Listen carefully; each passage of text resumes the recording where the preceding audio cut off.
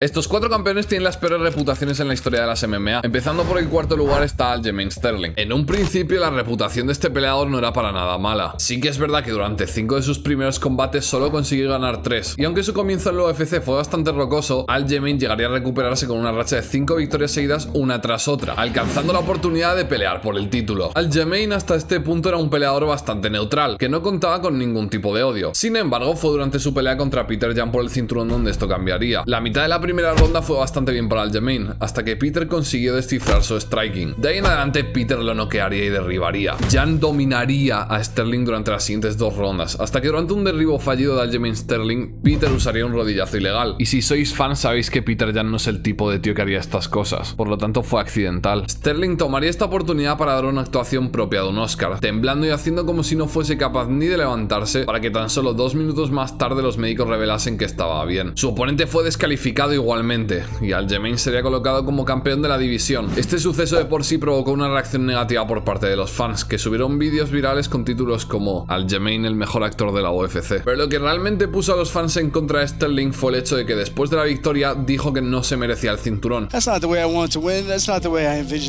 Para tan solo 24 horas más tarde subir a sus redes sociales insultos a otros peleadores de la división y vídeos presumiendo de su nuevo estatus como campeón. Sin embargo, Sterling ganaría por muy poco la revancha contra Peter Yan y podría limpiar parte de su reputación, cosa que el campeón en tercera posición, Tyron Woodley, no pudo hacer. Woodley fue un campeón relativamente dominante en la categoría de 77 kilos, habiendo defendido el cinturón unas 4 veces. Aún así, lo bueno que tenía como artista marcial quedaba a la sombra de lo insufrible que era como persona. Para empezar, durante su ascenso en los rankings, Tyron siempre se quejaba diciendo que el campeón debía enfrentarse siempre al segundo mejor peleador de la división, hasta que finalmente, tras ganar el cinturón, Tyron empezó a llamar a los peleadores más mediáticos de la compañía, intentando conseguir la atención de superestrellas como McGregor, que ni siquiera pertenecían a su peso. Siguiendo esta línea de comportamiento, Tyron intentaba evitar a los mejores de la división como Wonderboy Thompson. But what are the chances that we get it on in November, my friend? This is what I think, you know, I think that you say you want to fight Robbie Lawler. Finalmente Woodley tomó la pelea contra Thompson, llegando a un empate, por lo que por lógica había que planear una revancha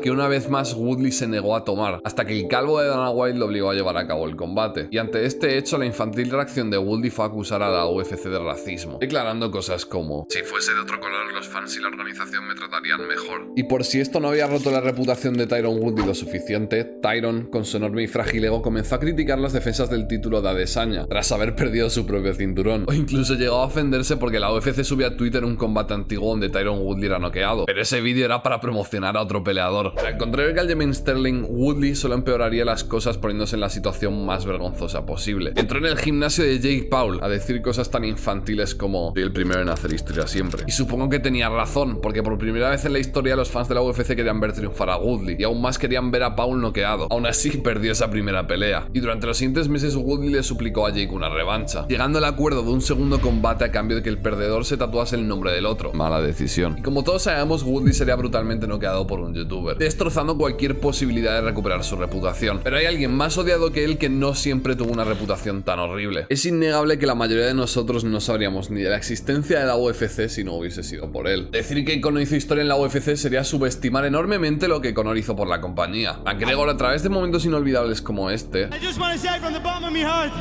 I'd like to take this chance to apologize to absolutely nobody.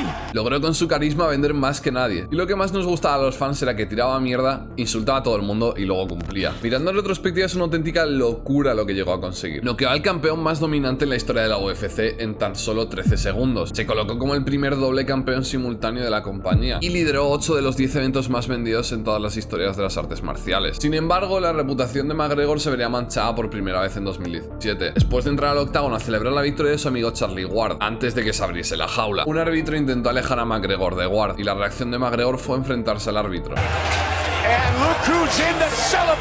Esta primera mancha en su historial no sería nada comparado a lo que vendría. En abril de 2018, Conor tiraría una silla al autobús de Khabib durante UFC 223. En 2019 le robaría un teléfono a un fan para destrozarlo contra el suelo. Y más tarde, ese mismo año, saldrían noticias como que pegó a un hombre por no beber con él en un bar irlandés. Estas, unidas a una lista interminable de controversias, acabaron haciendo que una gran parte de los fans de la UFC pasásemos de ver a McGregor como un simple irlandés carismático borracho a verle como realmente una mala persona persona. No obstante, estos actos criminales parecen simples tonterías en comparación a los del que ocupa la primera posición en esta lista. Jon Jones por muchos es considerado como el mejor de todos los tiempos. Es el campeón más joven de la historia, con tan solo 23 años. Y yo aquí con 18 en mi cuarto haciendo vídeos. También es posiblemente el peleador más talentoso que jamás ha existido. Y al igual que era un genio en las MMA, Jones era un desastre en su vida personal. 2012 sería el primer año realmente exitoso para Jones en la UFC. Y en ese mismo año llegarían eventos como su accidente en coche que serían advertencias de lo que venía. Un par de años más tarde y Jones ya tenía la reputación de ser bastante fiestero. Pero nadie se esperaba que durante su preparación para UFC 182 fuese a dar positivo por el azúcar ese que se come por la nariz. Hasta este punto Jones seguía teniendo millones de fans y simplemente era visto como alguien que había tomado unas pocas malas decisiones. Esto cambiaría cuando en abril de 2015 saldría información en Nuevo México respecto a un accidente de coche, donde se vieron involucradas una mujer embarazada y donde el sospechoso había huido del vehículo. Sorprendentemente, horas más tarde se reveló que el responsable había sido Jon Jones. A consecuencia de esto, la UFC le retiraría el título y ciertos fans en la comunidad saldrían comentando cosas como: es simplemente un cabrón y es una pena porque tiene la habilidad de llevar el deporte a otro nivel. Tras este incidente y con su vuelta, Jones iba a enfrentarse a Daniel Cormier, pero tan solo 2 días antes de la pelea dio positivo por dopaje. El siguiente año sorprendentemente fue bastante relajado para Jones y él aseguraba haber cambiado, hasta que su reputación quedó completamente despedazada después de ser condenado por un delito de agresión, y las pocas posibilidades que tenía Jones de recuperarse desaparecieron por completo cuando la policía en pleno 2021 recibió una llamada que supuestamente fue hecha por su hija desde un hotel. Ante esto, la policía se encontró a Jones escapando del hotel, donde le detuvieron e interrogaron, hasta que descubrieron que su mujer tenía restos de sangre en la cara y camisa.